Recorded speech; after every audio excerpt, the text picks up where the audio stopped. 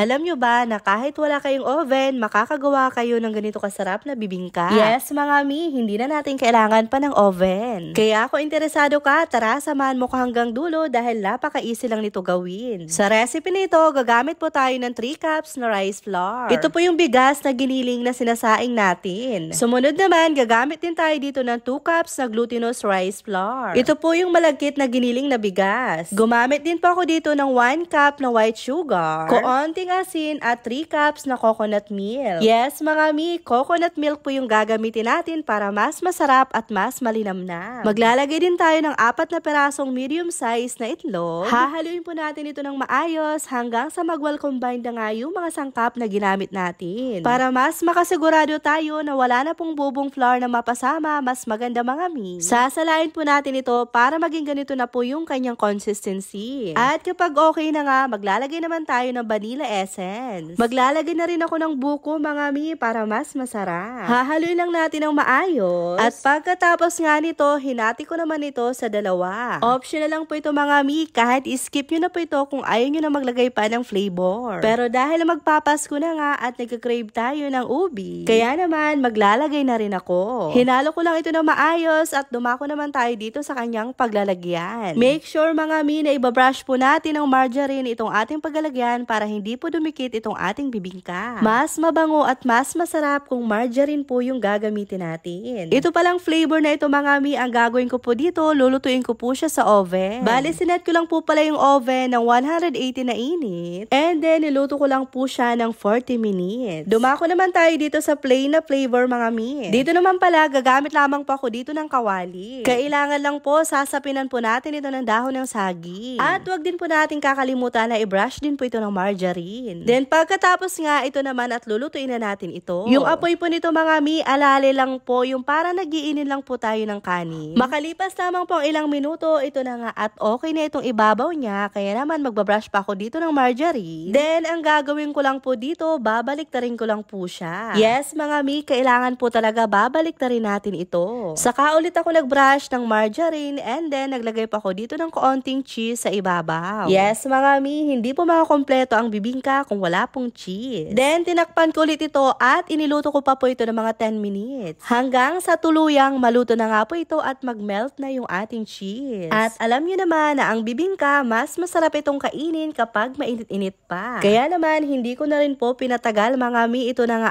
at in-slice ko na nga itong ating mga bibingka. Bali, ito po pala yung may flavor natin, pero alam niyo ba mga mi, mas nagustuhan ko po dito yung inuluto ko sa kawali kesa sa niluto ko po sa oven. Yes mga mi, kaya kung nag-crave ka rin ng masarap na bibingka, ay nako mi, try mo na ito. Naglalaro na nga po ako nitong paborito kong nilalaro. Nag-cashin nga ako ng 200 para meron akong puhunan at meron pa akong nakuhang 50 na free coins. At alam nyo ba mga mi, siniswerte nga ako ngayong araw dahil eto nga at naka-jackpot ako dito sa color game. 10 pesos nga po yung taya ko bawat kulay, pero tingnan nyo naman mga mi at nanalo nga ako ng jackpot ng 1,500. Yes mga mi, legit na legit po, nanalo ako ng 1,500. Triple po kasi yung pula na lumabas mga mi, kaya ayan, naka-jackpot ako. Kapag siniswerte ka nga naman mga mi, tingnan nyo naman dito sa Lucky Fruit, nanalo pa nga ako ng 1,700. Meron din pala sila ditong pabonus mga mi, katulad na nga lang nitong nakuha ko. 142 na coins ang nakuha kong pabonus dito sa Lucky Fruit. Konting-konti lang naman talaga ako dito tumaya mga mi, para kapag natalo, hindi masyado nakakapanghinaya. Pero kapag siswertehin ka nga, naku, napakadali lang dumami ng 30 pesos mo. Bukod nga pala sa color game at Lucky Fruit, marami din po palang games sa pagpipilian dito mga mi. Kaya kung gusto mo rin at interesado ka, mag-download at mag-register na, nasa comment section po yung link. Bali, ang gagawin mo lamang po dito, ilalagay mo lamang ang cellphone number mo, gagawa ka ng password mo, yung verification code na nasa gilid. Then, ilagay nyo mga mi yung referral ID ko na nasa comment section. Swerte po yan. Then, confirm mo lang yan, agad-agad meron ka ng account. Kaya ano pang inaantay nyo, mag-download at mag-register na, nasa comment section po yung link.